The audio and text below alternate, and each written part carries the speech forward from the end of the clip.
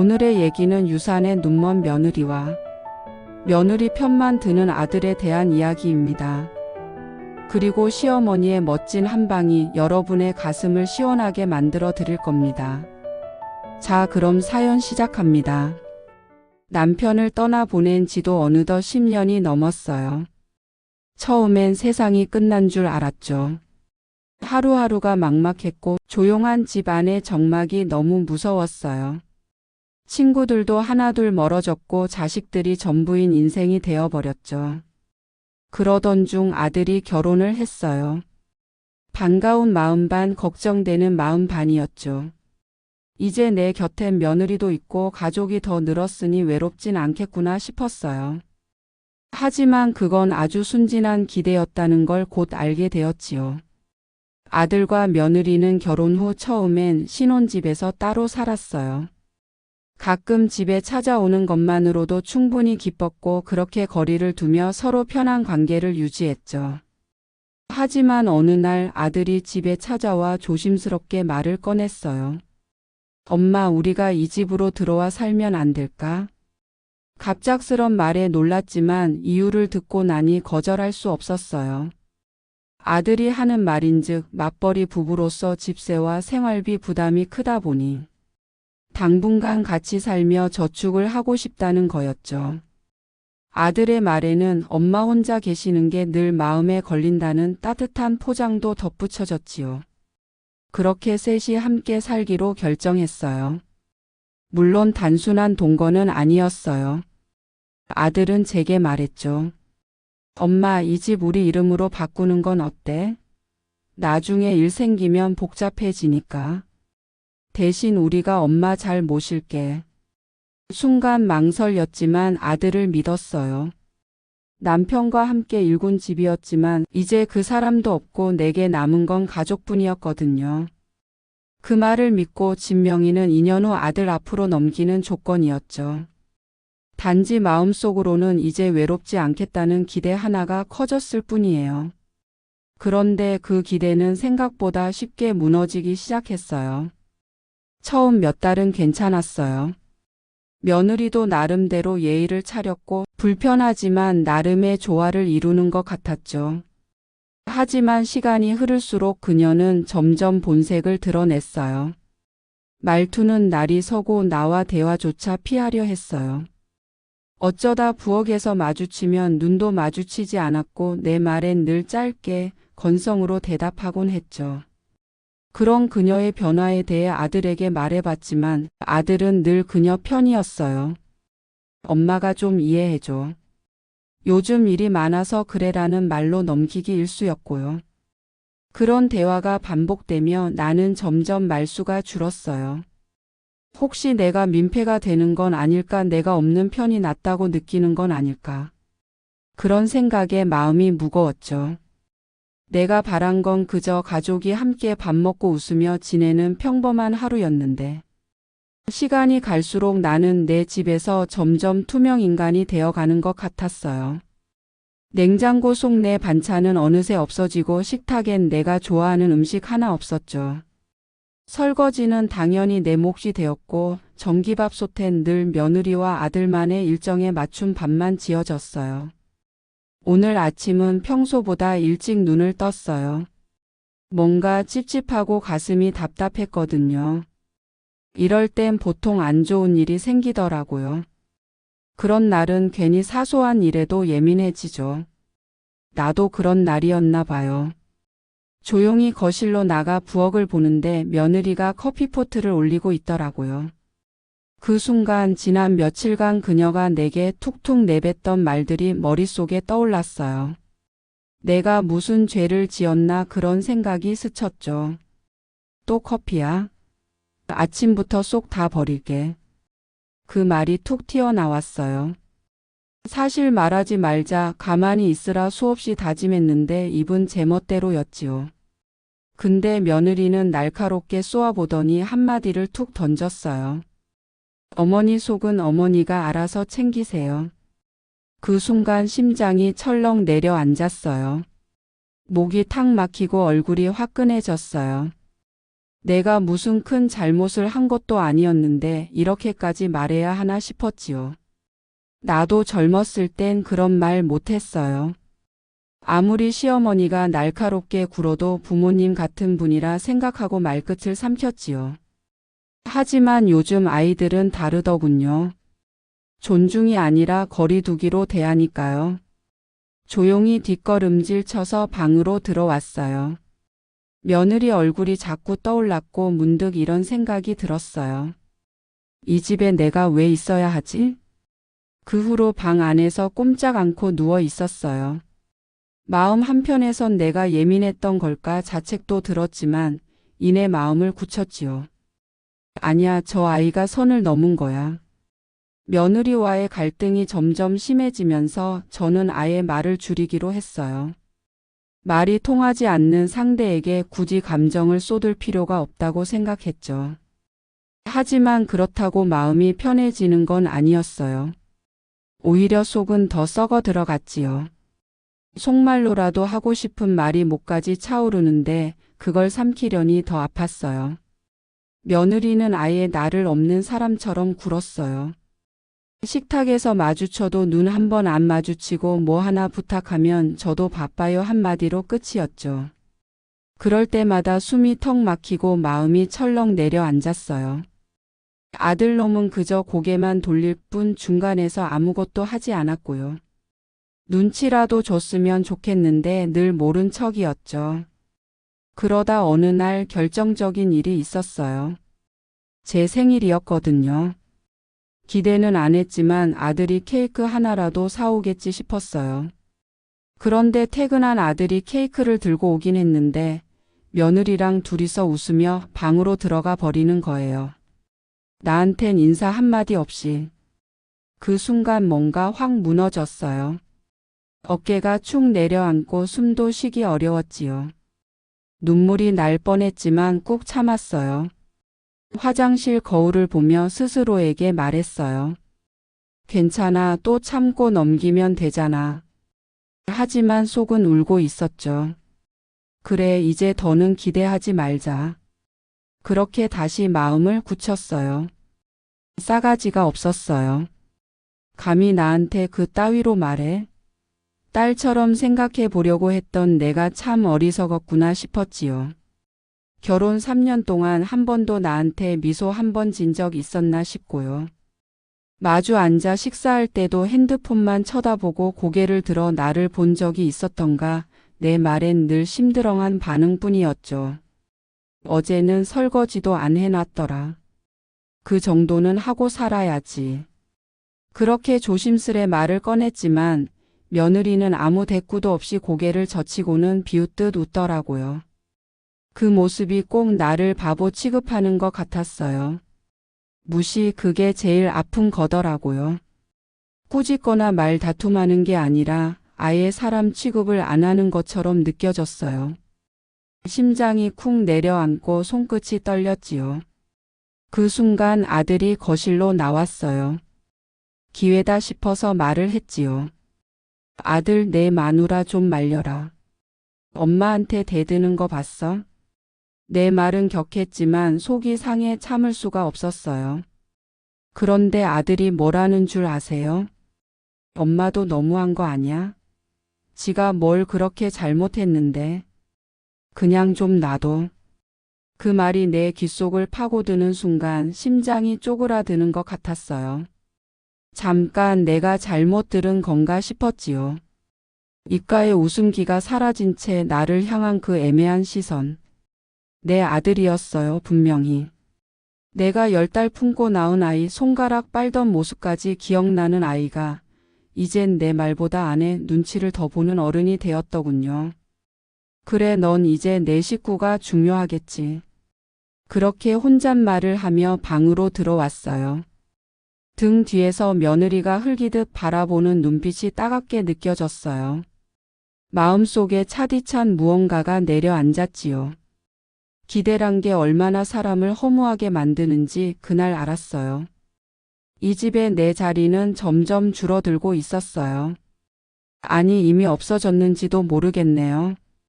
눈에 보이지 않는 벽이 생겼고 나는 점점 벽 너머로 밀려나고 있었어요. 그래서 그날 밤 결심했어요. 이대로 무너지진 않겠다고. 여전히 나는 이 집의 어른이고 어머니예요. 그리고 사람 마음이라는 건 그렇게 쉽게 사라지지 않아요. 쌓이고 상처 입고 결국 변하게 되는 거죠. 나도 이제 변할 때가 된 것 같았어요. 며느리는 결국 짐을 챙겨 방을 나가 버렸어요. 문이 쾅 닫히는 소리가 심장을 후벼 팠죠. 아들은 소파에 앉아 고개를 숙인 채 아무 말도 하지 않았어요. 그날 이후로 집안은 얼음장처럼 싸늘했어요. 밥을 먹어도 맛을 모르겠고 웃음소리는커녕 발소리마저 조심스러웠어요. 며칠이 지나고 나는 위염과 장염으로 병원 신세를 졌어요. 며칠을 굶은 몸은 말라 있었고 속은 쓰라리고 눈은 퀭했어요. 혼자 누운 병실, 낯선 소독약 냄새 속에서 생각이 많아졌지요. 내가 뭘 그렇게 잘못했을까? 자문하듯 수없이 스스로를 되짚었어요. 그렇게 시간을 보내던 중 병실 문이 열렸어요. 익숙한 걸음소리에 고개를 돌렸죠. 며느리였어요. 그 차가운 눈빛은 여전했어요. 손엔 과일 바구니 하나 들고 있었지만 표정은 마치 의무를 하러 온 사람 같았어요. 어머니 아프시다길래 얼굴은 보러 왔어요. 하지만 그 이상은 없어요. 그 말은 칼날처럼 가슴을 찔렀어요. 내 아픔은 그저 형식적인 안부를 받을 만한 존재로만 느껴졌던 걸까요? 말없이 고개만 끄덕였어요. 심장이 더 아픈 느낌이었어요. 피보다 차가운 말, 그 한마디가 얼마나 날 쓸쓸하게 만들던지. 그날 밤 병원 창밖으로 보이는 가로등을 보며 나는 결심했어요. 이대로 사라지는 사람이 되지 않겠다고. 누가 나를 지워도 나는 나를 증명할 수 있다고. 그리고 조용히 복수하자고. 상처는 깊었지만 깨달음도 분명했어요. 이제 내가 나를 지키는 법을 배울 시간이었죠. 그리고 그 시작은 이 병실을 나서는 순간부터였어요. 며느리가 돌아간 후 병실 창밖을 멍하니 바라보다가 문득 결심이 섰어요. 나도 이대로 물러서진 않을 거예요. 그날부터 작지만 조용한 계획을 짜기 시작했어요. 며칠 후 퇴원한 나는 아들 방을 치우는 척하며 슬쩍 컴퓨터를 확인했어요. 며느리가 다니는 직장 정보며 개인 일정이 쭉 나왔어요. 그 중에 눈에 띈 건 며느리가 준비 중인 자격증 시험 일정이었지요. 얼마나 공들여 준비했는지는 몰라도 달력에 별표까지 쳐놓았더라고요. 마침 그날 우리 집에 배달 오기로 한 가전 설치 일정이 있었어요. 일부러 며느리 시험 날에 맞춰 조정했지요. 아들에게는 미리 말했죠. 그날 며느리 좀 도와달라 해. 이사짐이 무겁다 하더라. 며느리는 시험장에도 못 갔대요. 아들은 며느리 말 안 듣고 내 말만 믿었다더군요. 아무래도 자격증 시험이 꽤 중요한 거였던 모양이에요.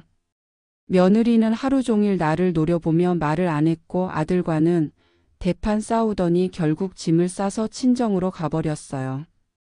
나는 아무 일도 없다는 듯 모르는 척 입을 싹 닦았어요. 마음속으로는 서늘한 만족감이 일렁였죠. 그 애가 내게 던졌던 말들, 그 냉정한 시선들 이제 나도 똑같이 돌려준 셈이었어요. 작은 반격이었지만 그날 밤은 오랜만에 편히 잠들 수 있었어요. 물론 복수란 게 좋은 건 아니지만 무기력하게 당하기만 하는 것도 어리석은 짓이에요. 나는 나대로 살아야겠어요. 누가 뭐래도 오늘만큼은 내가 이겼거든요. 며느리가 친정으로 간 사이 나는 조용히 계획을 시작했어요. 싸움도 없고 고성도 없는 그저 침묵 속의 전쟁이었죠. 누구도 눈치채지 못하게 내가 할 수 있는 가장 조용한 반격이었어요. 먼저 집 안 서랍에 묻어두었던 집 서류를 꺼냈어요. 여러 번 들춰봤던 낡은 서류였지만 이번에는 진지했죠. 서류를 챙기고 동네 법무사무소에 전화를 걸었어요. 예약하려면 며칠이 걸릴까요? 라고 물으니 생각보다 빠르게 다음 날로 약속을 잡을 수 있었죠. 사무실에 도착해서 변호사에게 서류를 내밀며 조용히 말했어요. 이 집 제 명에 맞죠? 확인 부탁드릴게요. 변호사는 서류를 꼼꼼히 들여다보며 고개를 끄덕였어요. 네, 어르신. 이 부동산은 어르신 단독 명의입니다.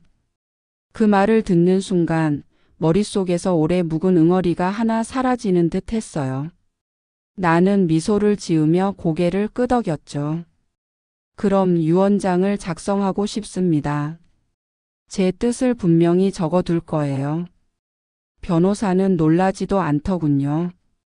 아마 나처럼 조용한 전쟁을 준비하는 이들이 꽤 많았던 거겠죠. 나는 또박또박 말했어요. 이 집도 제 통장도 보험도 남은 건 전부 사회에 기부할 겁니다. 제 자식들에겐 아무것도 남기고 싶지 않아요. 그 말이 입에서 나오는 순간 가슴속이 한없이 시원했어요. 아주 오래 전부터 준비하고 싶었던 말이었나 봐요. 그러고는 유언장 초안을 받아들고 다시 집으로 돌아왔죠. 집은 조용했어요. 아들은 출근했고 며느리는 여전히 친정이었지요. 이 고요함이 얼마나 오랜만인지. 며칠 뒤 며느리가 다시 집으로 돌아왔어요. 예상보다 빨랐고 표정은 굳어 있었어요. 아마도 친정에서도 상황이 좋지 않았던 거겠죠. 나는 그녀가 현관문을 열고 들어올 때 일부러 활짝 웃으며 말했어요. 왔니? 고생했지. 다 지난 일이니 있자. 내가 고생도 많았지. 그녀는 순간 멈칫했어요. 내 말이 뜻밖이었던 거겠죠. 그 눈동자에서 당혹감이 읽혔어요. 그도 그럴 것이 언제나 날카롭고 비난 가득했던 내가 갑자기 다정하게 웃고 있으니 얼마나 이상했을까요? 네, 어머니. 짧은 대답 뒤 그녀는 안으로 들어갔지만 자꾸 뒤를 힐끔힐끔 돌아봤어요. 나를 바라보는 시선엔 경계와 불신이 가득했어요. 나는 그걸 즐겼어요. 내가 쥔 비밀이 그녀의 머릿속에 작은 혼란을 던져줬다는 사실이 나를 기분 좋게 했죠. 그날 이후 며느리는 눈에 띄게 조심스러워졌어요. 설거지도 묵묵히 했고 아침마다 내 눈치를 살피더군요. 하지만 그것이 미안함 때문이 아니라는 건 확실히 알 수 있었어요. 그건 두려움이었어요.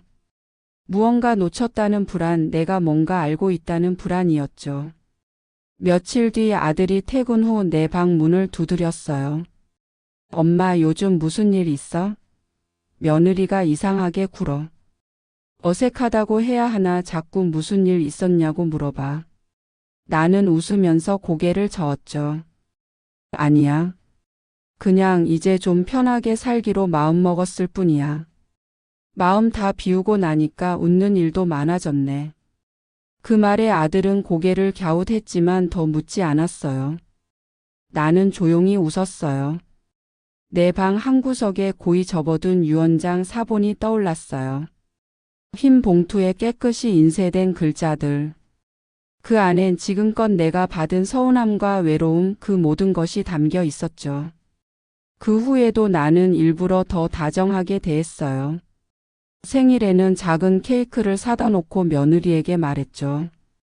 너무 부담 갖지 마. 그냥 내가 옆에 있어 주는 것만으로도 좋아. 그녀는 잠시 나를 바라보다가 조용히 웃었어요. 그 웃음엔 안도보단 긴장감이 더 많았죠. 사람이란 참 재밌어요. 진짜 미소보다 거짓된 다정함이 더 무섭다는 걸 그제야 알게 되었죠. 나는 집안에서 서서히 그림자처럼 물러났어요. 모든 집안일은 며느리 손에 맡겼고 나는 내 책이나 정리하며 조용히 지냈어요. 예전처럼 참견하지 않았고 말도 줄였죠. 겉으론 평화롭고 조용한 집이었지만 그 속에서 무언의 균열은 계속 자라고 있었어요. 하루는 며느리가 나를 찾아와 말했어요. 어머니 혹시 어디 편찮으신 건 아니죠? 요즘 너무 조용하시길래. 나는 살짝 웃으며 대답했어요. 아니야. 그냥 이제야 살만하네. 그동안 너무 시끄러웠지 않니? 그 말에 며느리는 대꾸하지 못했어요.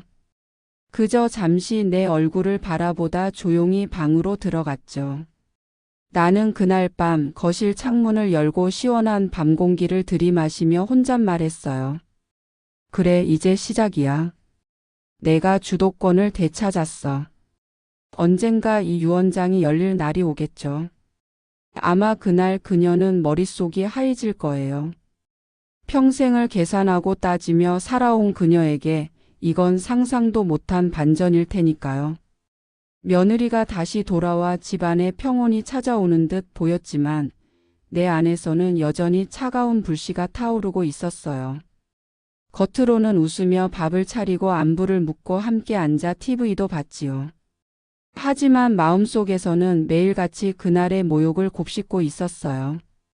며느리의 싸늘한 눈빛, 아들의 무심한 말투, 그 모든 게 내 가슴에 상처처럼 남아 있었지요. 그러던 어느 날 그 조용한 평온 속에 작은 파문이 일었습니다. 평소처럼 아침밥을 차려놓고 마루에 앉아 뜨개질을 하고 있었는데 아들이 허둥지둥 방에서 나왔어요. 손에는 익숙한 흰 봉투가 들려 있었지요. 그 봉투, 바로 내 서랍 속 깊숙이 넣어두었던 유언장이었어요. 아들은 봉투를 펼쳐 들고 내 앞에 섰습니다. 엄마, 이게 뭐야? 진짜야? 왜 우리한테 한 푼도 안 남겨?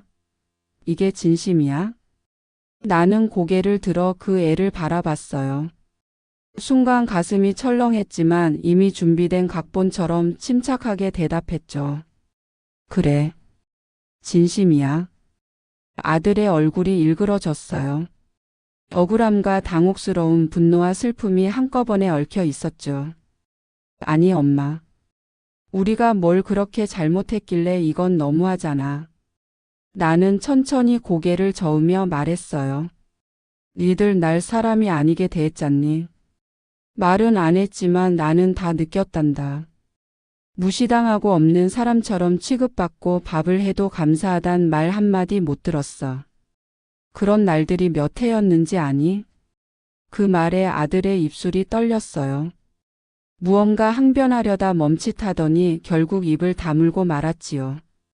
나도 이제 내 마음 편한 대로 살고 싶구나. 내 마지막은 내가 정해. 바로 그 순간 며느리가 거실로 들어왔어요.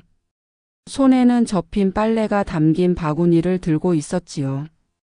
그녀는 아들과 나 사이에 흐르는 묘한 긴장감을 눈치챘고 곧 아들의 손에서 유언장을 빼앗아 들여다보았어요. 글자를 따라가던 그녀의 눈동자가 점점 커지더니 이내 얼굴이 창백해졌습니다. 이게 진짜예요? 어머니 정말 우리한테 아무것도 안 주시겠다는 거예요?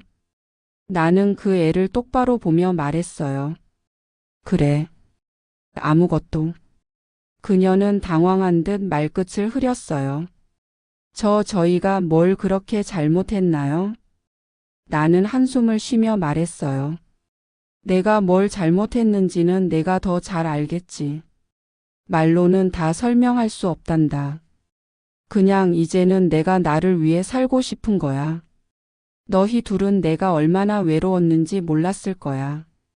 혼자 밥 먹고 혼자 병원 다니고 혼자 참고 견디는 날이 얼마나 많았는지. 가족이라면서 나는 늘 바깥 사람이었지. 그래서 더는 안 기다리기로 했단다. 며느리는 그 말에 말을 잇지 못했어요. 눈을 깜빡이며 울컥하는 기색이 역력했지만 나는 단호하게 말했어요.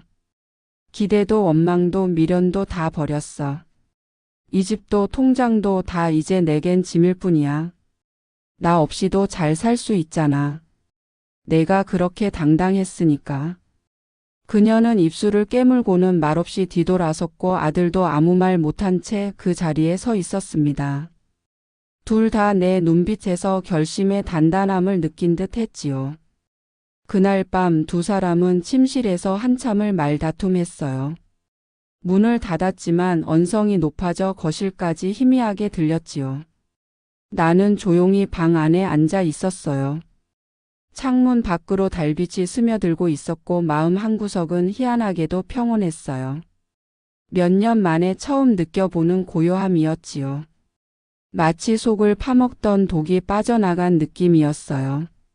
며칠 후 나는 다시 변호사를 찾아가 유언장의 법적 절차를 마무리했습니다. 변호사는 마지막으로 물었어요. 정말 이대로 진행하시겠습니까? 가족들이 충격을 받을 텐데요. 나는 웃으며 고개를 끄덕였어요. 그 충격이 내 아픔만큼은 아닐 거예요.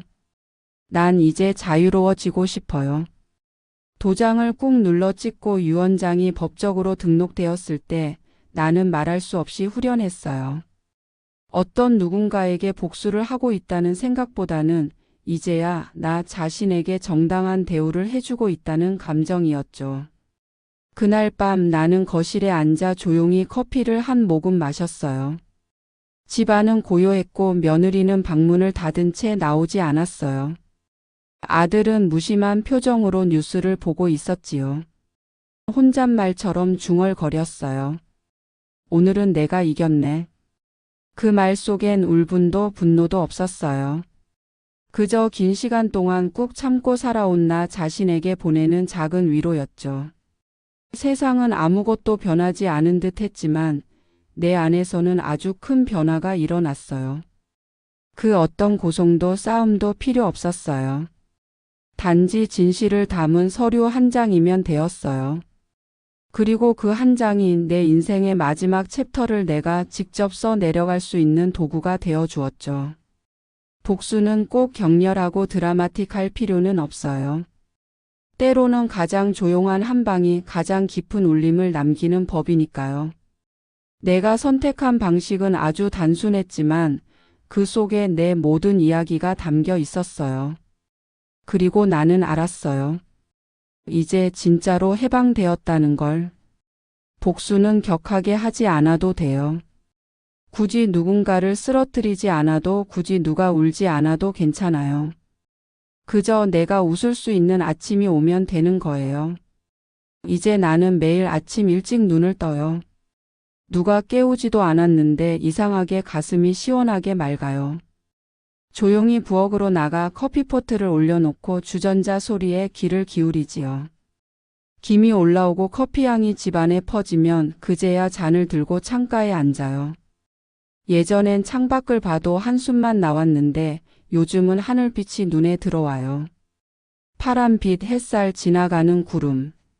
이 모든 게 새삼 소중해요. 혼자라는 사실도 이제는 무겁지 않아요. 오히려 편해요. 누구 눈치도 안 보고 누구 기분도 맞추지 않아도 되는 시간. 이게 진짜 내 삶이구나 싶어요. 아들은 여전히 미안한 표정으로 나를 대하고 며느리는 한 발 물러난 채 조심스럽게 굴지요. 하지만 나는 예전처럼 기대하지 않아요. 그 아이들에게 뭔가를 바라지 않으니 실망도 없어요. 예전에 나는 매일매일 상처받고 참으며 살아왔어요. 누구를 미워해서가 아니라 가족이라는 이름이 너무 소중해서였지요. 하지만 이제는 알아요. 나도 나를 지켜야 한다는 걸요. 커피 한 모금을 마시고 혼잣말을 합니다. 오늘은 내가 이겼네. 그 말 한마디에 마음이 따뜻해져요. 싸움에서 이긴 게 아니라 내 마음의 평화를 되찾았다는 의미니까요.